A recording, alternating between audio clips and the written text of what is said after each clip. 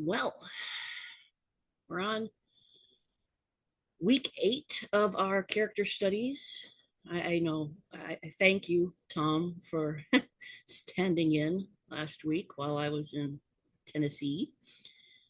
Um, Today, we're going to look at Hannah, 1 Samuel chapters 1 through 3. But we're not just, it seems kind of odd to say this, but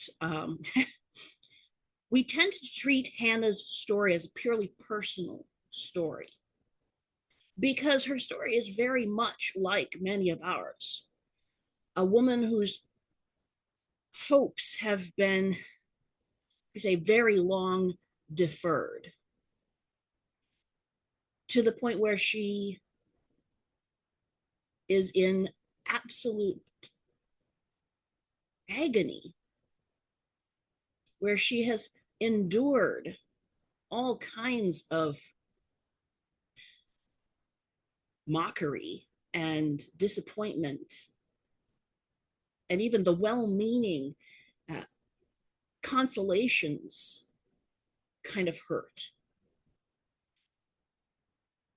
But of course, nothing in God's story of redemption is purely personal, purely individual.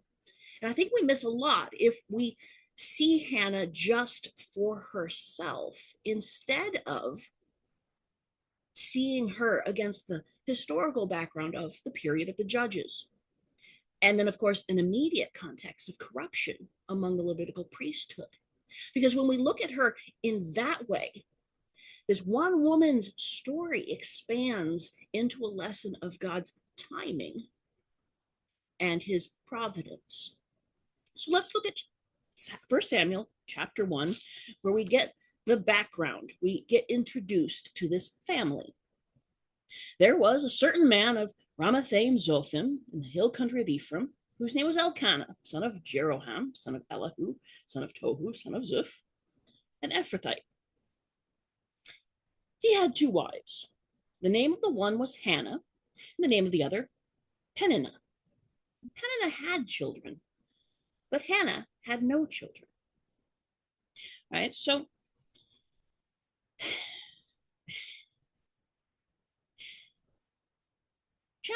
chapter 1, verse 2 is kind of like, well, things go wrong pretty much immediately with the phrase, he had 2 wives.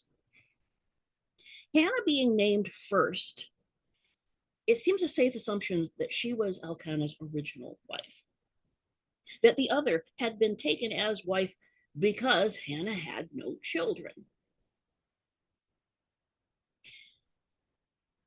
The writers of this would not have had to explain that to their original audience. The original audience would have understood the deep grief and the social stigma that Hannah would have borne because she had no children. But it gets worse. Now, Elkanah sounds like he's a fairly good man. He's devout. It says he used to go up year by year from his city to worship and to sacrifice to the Lord of hosts at Shiloh, where the 2 sons of Eli, Hophni and Phinehas, were priests of the Lord. And we find as we go along that this is another indication of things going wrong. The first thing is Hophni and Phinehas are Egyptian names.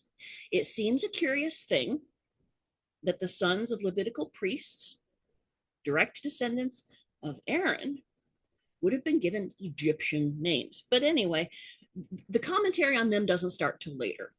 What we have the focus on here is that Elkanah was a man of devout habit. Year by year, he would go up to worship and to sacrifice to the Lord.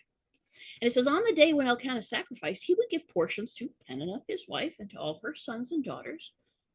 But to Hannah, he gave a double portion because he loved her, though the Lord had closed her womb. Now, here we're seeing another theme that tends to pop up in the Old Testament, where there is more than one wife, and one is loved, but the other has children. This should be ringing all sorts of bells for you, Rachel and Leah, Hagar and Sarah. So it shouldn't be any surprise that to find verse 6, her rival used to provoke her grievously to irritate her because the Lord had closed her womb. Do you see? I mean, it's like, it's this ongoing repetition. The Lord had withheld children from her. And not even right, the affection of her husband, which was seemed kind of bumbling and not very aware of the context,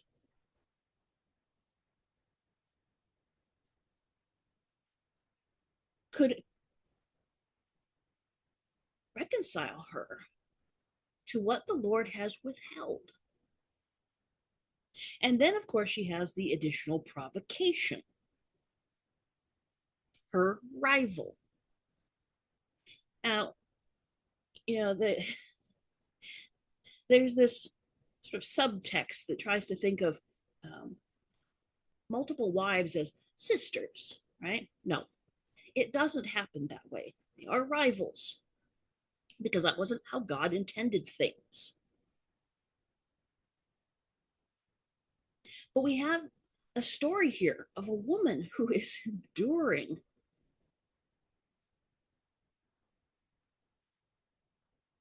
and enduring, because it says it went on year by year. It's like Peninnah never got tired of provoking her to irritate her. And she went on barren. As often as she went up to the house of the Lord, she, Peninnah, used to provoke her, Hannah. And so Hannah wept and would not eat. And Elkanah, her husband, said to her, Hannah, why do you weep and why do you not eat? Why is your heart sad? Am I not more to you than 10 sons? He means well. But honestly, that's a stupid thing to say. Because Hannah could just as well have turned back on him. Wasn't I worth more to you than an heir? Apparently not. Because you went and took this other woman who appears to be very bad tempered. Not very, not very devout, we say. So this is her situation. A hope long deferred, incessant provocation, both from her rival and her rather well-meaning but bumbling husband. And in the midst of all this, it's like she had finally, it seems she had reached just the absolute depths of her grief. Because they're up at the worship place at Shiloh. And it says she rose, and Eli the priest was sitting on a seat beside the doorpost of the temple of the Lord. So you had the tabernacle in the center, and some sort of structure has been raised around it because it lived there. It no longer traveled around from place to place.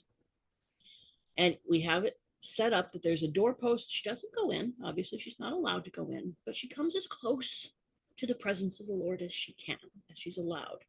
And that's the doorpost of this enclosure where Eli is sitting. And Hannah is so deeply distressed, it says, that she prayed to the Lord and wept bitterly and vowed a vow.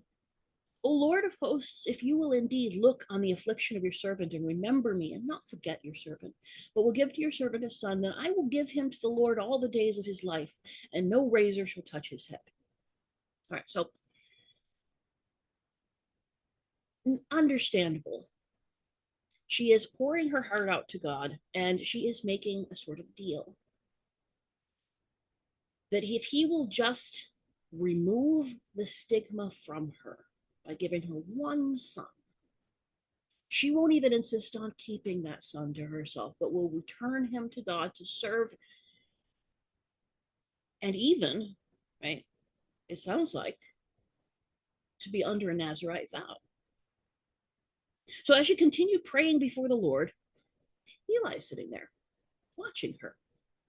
He observes her mouth. She was speaking in her heart, and only her lips moved and her voice wasn't heard. She was so passionately praying that she forgot to make any sound. And Eli, an elderly man with poor vision, and we'll look at a little bit more about him in a little bit, but he takes her to be drunk. Now, of all, she's not only had this years and years of hope deferred and all this provocation, but now she's wrongfully accused of being drunk before the presence of the Lord. And some people comment on this and say, his spiritual discernment was probably not the greatest if he sees her distress and assumes drunkenness.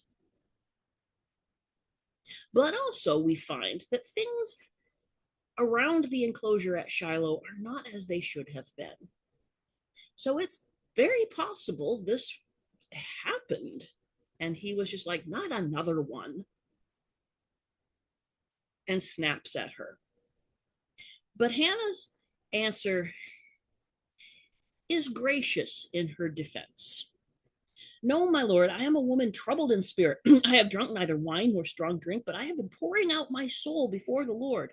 Do not regard your servant as a worthless woman, for all along I have been speaking out of my great anxiety and vexation. And Eli, it's like he takes it back, right? He says, go in peace, and the God of Israel grant your petition that you've made to him. And Hannah's response, let your servant find favor in your eyes. And she went her way and ate, and her face was no longer sad. So not only has she poured out her heart to the Lord, but the man who seems to be serving as a high priest of the Shiloh tabernacle has blessed her. May the Lord grant your petition. So Hannah has, it seems like, come out of this dark night of her soul, and they go home after rising early in the morning for some more worship before the Lord. So they go back to their house at Ramah, and Elkanah knew Hannah his wife, and the Lord remembered her. And in due time, Hannah conceived and bore a son, and she called his name Samuel, for she said, I have asked for him from the Lord. It's worth pausing a moment to look at the word remembered. Because to Hannah, she felt forgotten.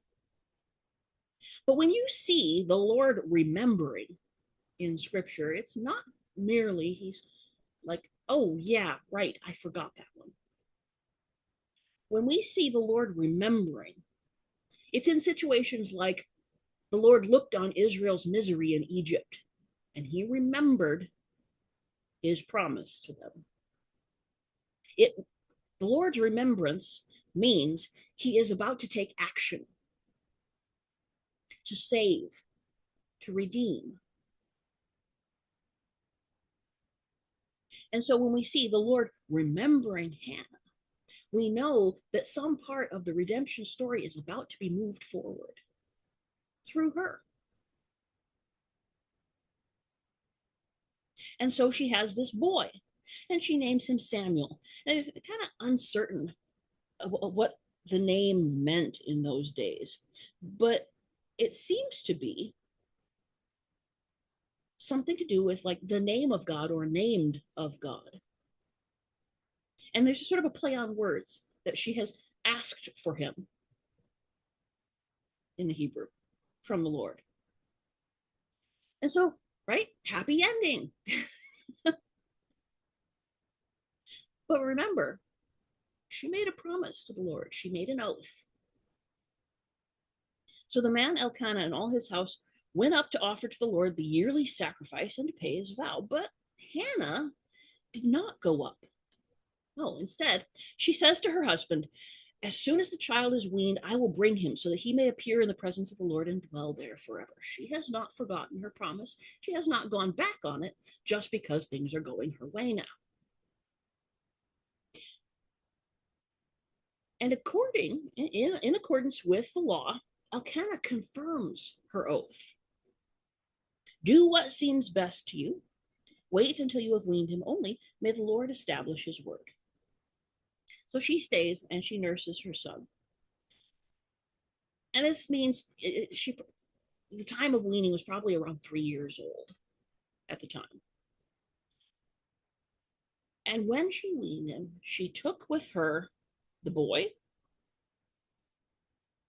And, well, there's some question whether it was a 3-year-old bull or 3-year-old bulls. Punctuation wasn't a really big thing in Hebrew.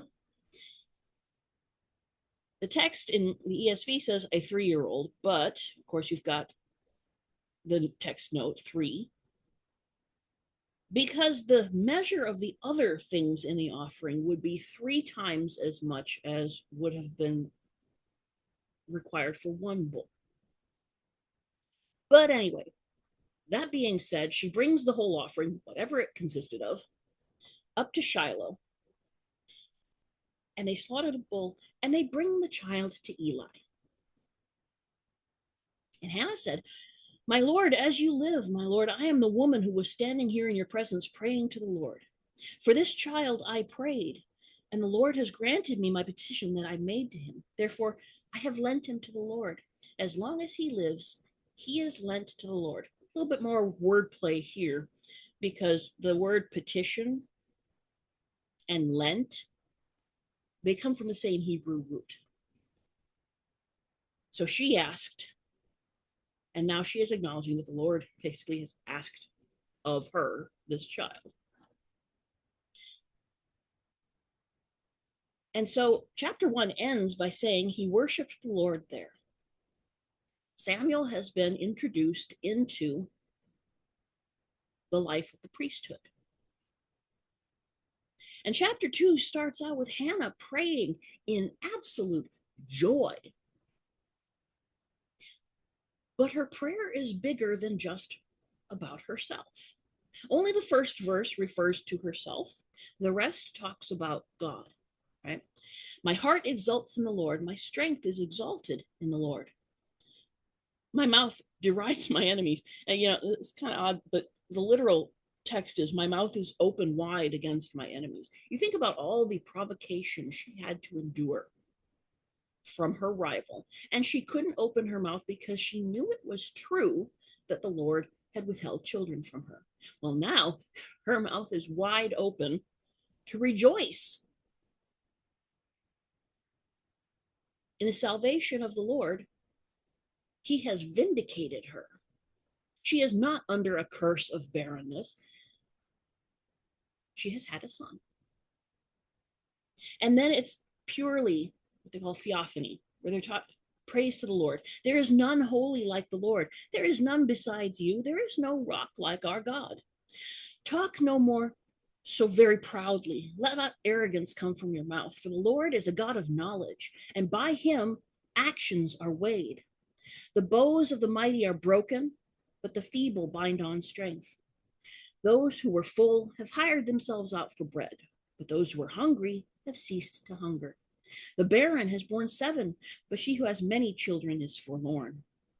The Lord kills and brings to life. He brings down to Sheol and rises up.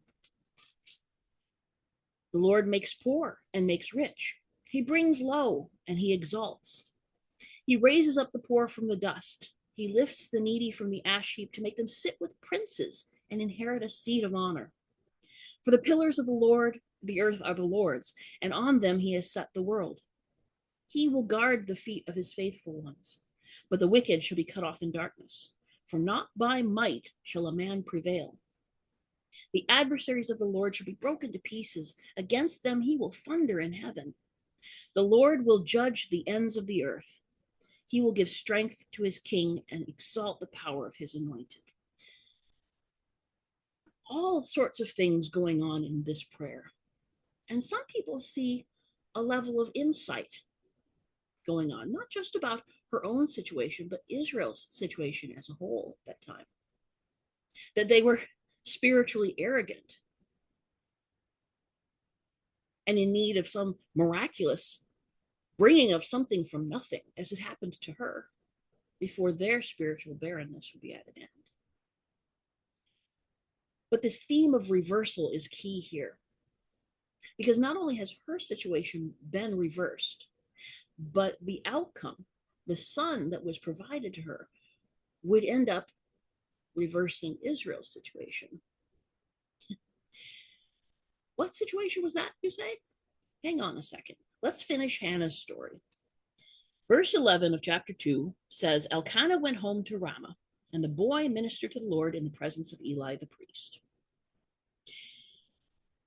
Skip on a bit to verse 18. Samuel was ministering before the Lord, a boy clothed with a linen ephod. And his mother used to make for him a little robe and take it to him each year when she went up with her husband to offer the yearly sacrifice. Then Eli would bless Elkanah and his wife and say, May the Lord give you children by this woman for the petition she asked of the Lord. So then they would return to their home. And indeed, the Lord visited Hannah, and she conceived and bore 3 sons and 2 daughters. And the young man Samuel grew in the presence of the Lord. So it wasn't just all she prayed for was one son to prove she wasn't under some sort of curse of God for her barrenness. And then she gave that son away, gave him back to the Lord to serve. And God blessed her far beyond anything she had ever asked. 3 more sons and 2 daughters. And not just that, but you hear the gratitude in Eli's words.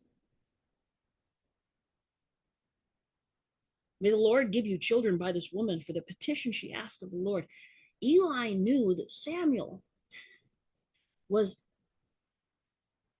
a great blessing to himself. And we'll find in a little bit that Samuel attended Eli in his old age and helped him with the maintenance, the keeping of the tabernacle. And we see a pretty strong reason why Eli would have been so thankful for Samuel. Because if we back up to chapter 2, verse 12, we've already had a mention of the sons of Eli, Hophni and Phinehas. They had originally just been introduced as priests of the Lord. Now we find out why. Why on earth were they priests of the Lord? Because the sons of Eli were worthless men. Right? Same term that Hannah had used in her defense to Eli, saying, don't take me for a worthless woman who would come drunk in front of the Lord. Well, here we have the sons of Eli as worthless men. They did not know the Lord. They were priests who didn't know the Lord. Something's wrong here. And so the narrator describes the custom. It says the custom of the priests with the people. Now, this is not to say this is how things should have been. This is just how things were at the end of the period of the Judges, which, if you remember, was the time when there was no king and everybody did whatever they felt like. Well, so did the priests, apparently. Because when any man offered sacrifice, the priest's servant would come while the meat was boiling. He'd bring a 3-pronged fork in his hand, and he would thrust it into the pan or kettle or cauldron or pot, and all that the fork brought up, the priest would take for himself. This is what they did at Shiloh to all the Israelites who came there. That's not supposed to be how it is. They're supposed to wait until the offering is over. There's a ceremonial meal before the Lord, and whatever remains is the share of the priest. They're going in to pick out what they feel like, but that wasn't bad enough. Moreover, before the fat was burned, remember, the fat portion is the Lord's. Priests were never supposed to touch it. The priest servant would come and say to the man who was sacrificing, give meat for the priest to roast, for he will not accept boiled meat from you, only raw. And if the man said to him, "Let them burn the fat first and then take as much as you wish," he would say, "No, you must give it now. And if not, I will take it by force." Remember the end of Hannah's prayer, where she says that the Lord will guard the feet of his faithful ones. The wicked shall be cut off in darkness, for not by might shall a man prevail. You could kind of think of this as a mirror to that. They were prevailing by force, by might, to take whatever part of the sacrifice they wanted before it was offered to the Lord. No wonder then that verse 17 says, "The sin of the young men was very great in the sight of the Lord, for the men treated the offering of the Lord with contempt." So you have this contrast, right? Elkanah family came up every year, offered sacrifices faithfully. Hannah, when receiving a son from the Lord after all these years, returns him back to serve at the tabernacle. And then you've got this other family, Eli's family, where they too worked, I won't say served at the temple, they worked at the temple, and they stole the Lord's offering. And that's not it. It gets worse. Verse 22, Eli was very old and kept hearing all that his sons were doing to all Israel. So not only are they basically stealing the Lord's offerings from the people who come up to sacrifice, no, that's not enough. They are also seducing or forcing themselves on the women who would serve at the entrance to the tent of meeting. Now, this is not to be taken as in certain other contemporary religious contexts where they would have essentially cult prostitutes serving at the entrance to a temple to a god. These women were thought to be the ones who like kept things tidy around, sort of like the tabernacle neighborhood beautification committee, almost kind of like that, right? And so they're trying to serve in the way they can, and Eli's sons are preying upon them. And Eli says to them, "Why do you do such things? For I hear of your evil dealings from all the people. No, my sons, it is no good report that I hear the people of the Lord spreading abroad. If someone sins against a man, God will mediate for him. But if someone sins against the Lord, who can intercede for him?" But they would not listen to the voice of their father. Sounds like they had not listened to the voice of their father for many years. For it was the will of the Lord to put them to death. Now, Eli, of course, is presented in a more sympathetic light, but they didn't get that way on their own. And indeed, it says, "There came a man of God to Eli." This is what he said to him. "Thus the Lord has said, did I indeed reveal myself to the house of your father when they were in Egypt, subject to the house of Pharaoh? Did I choose him out of all the tribes of Israel to be my priest, to go up to my altar, to burn incense, to wear an ephod before me? I gave to the house of your father all my offerings by fire from the people of Israel. Why then do you scorn my sacrifices and my offerings that I commanded, and honor your sons above me by fattening yourselves on the choicest part of every offering of my people Israel?" You know, until I started really looking closely at this story, I didn't make the connection. But in a couple chapters, when the Ark of the Covenant is captured by the Philistines and Eli's sons are killed, and someone comes to bring Eli the news, the way Eli dies, it says he fell over backward from his seat by the side of the gate, and his neck was broken, and he died, for the man was old and heavy. Now, how does a priest who does not have his own land, which means he doesn't have an independent source of income, and lives on the offerings of the people, sort of a portion, a tithe of the offerings, get to be so overweight.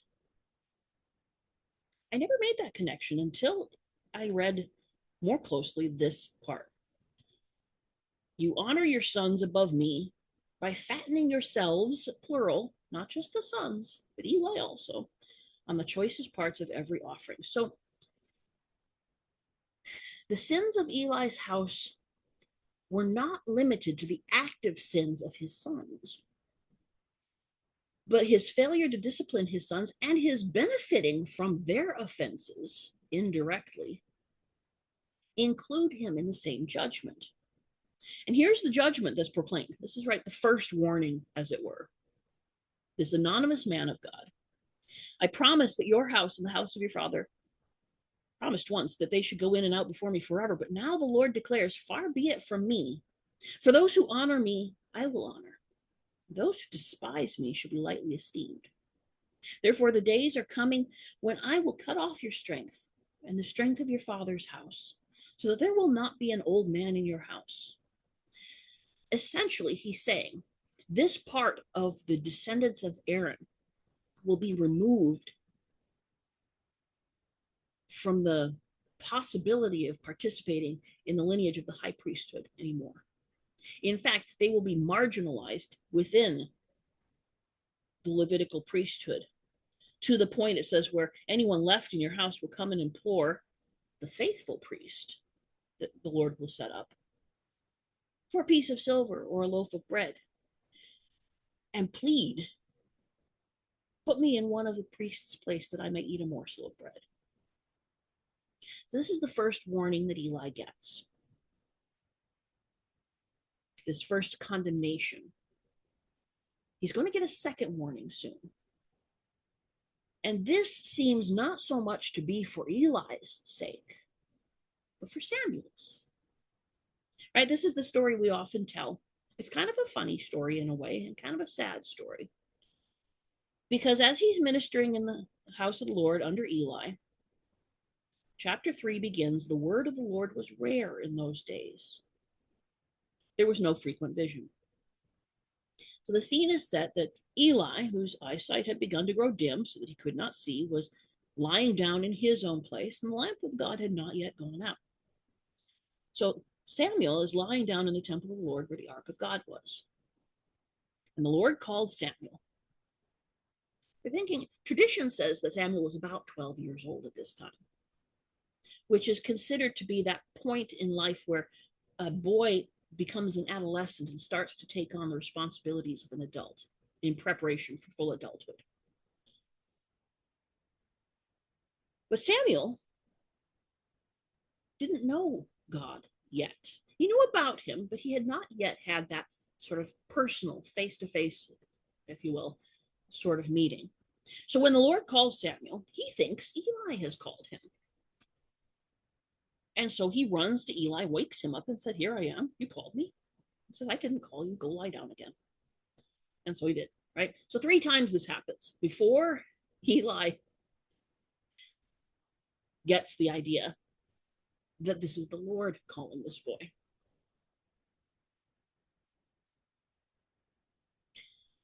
And so he instructs Samuel, go lie down, and if he calls you, say, speak, Lord, for your servant hears. And so Samuel goes down.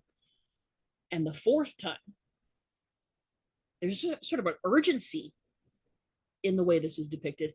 The Lord came and stood calling as at other times, Samuel, Samuel. And Samuel responds as he had been instructed, speak, for your servant hears. And this boy then is loaded down with a hard message that the man who had raised him, this foster father, who had taught him his service in the house of the Lord,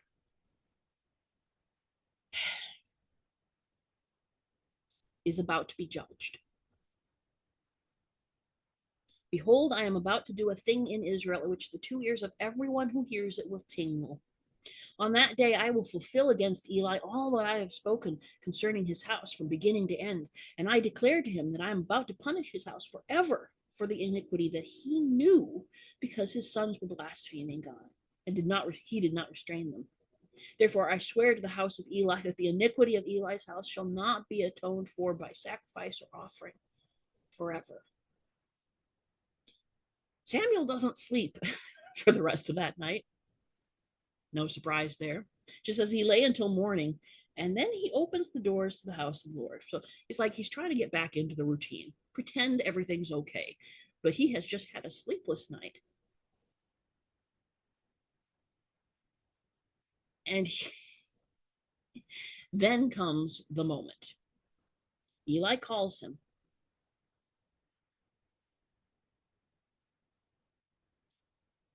And there's a sort of like, there's a little interplay because Samuel is afraid to tell the contents of the vision to Eli. And Eli knows that there has been some sort of communication. He will find it out. So don't hide it from me. May the Lord do so to you, and more also, if you hide anything from me of all that he told you. So Samuel told him everything and hid nothing from him. And Eli just says, it is the Lord. Let him do what seems good to him. What an odd and difficult initiation into the career of prophet of the Lord. But you notice the chapter goes from the word of the Lord was rare in those days down to this point. Samuel grew, and the Lord was with him, and let none of his words fall to the ground. And all Israel from Dan to Beersheba knew that Samuel was established as a prophet of the Lord. And the Lord appeared again at Shiloh. For the Lord revealed himself to Samuel at Shiloh by the word of the Lord. What that implies is that the Lord had not appeared among his people for quite some time. But now, because of what Hannah prayed, because of her oath to God and her faithfulness in enduring the provocation, the stigma for so many years, and remaining faithful to God all the way through, now Israel has a prophet of the Lord.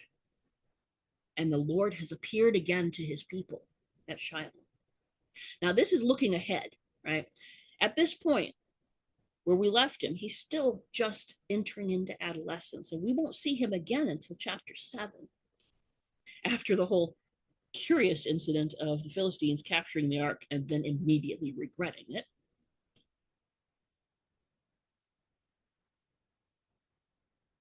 But we know from this point onward that the Lord is returning to his people. There has been some sort of reversal happened, and they may not have even noticed it at first.